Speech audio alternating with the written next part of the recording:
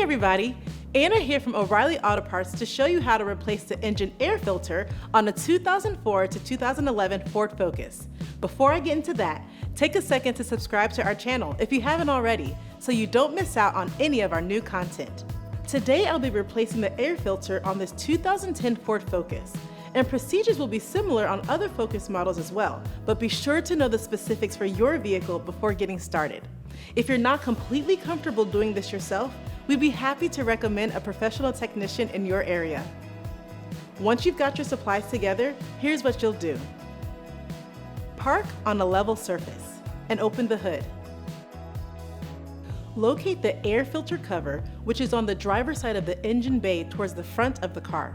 Disconnect the MAF sensor electrical connector by pushing in on the release and move it to the side.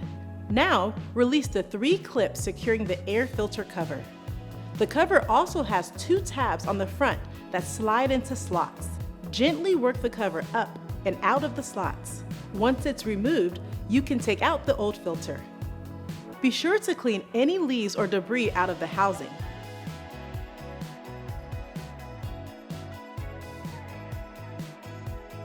And install the new filter. Put the cover back in place, making sure to slide the tabs back into their slots. Secure it using the 3 clips. Reconnect the MAF sensor connector. And close the hood. And that's it! You'll find everything you need for this and other jobs at your local Oreilly Auto Parts store or Oreillyauto.com.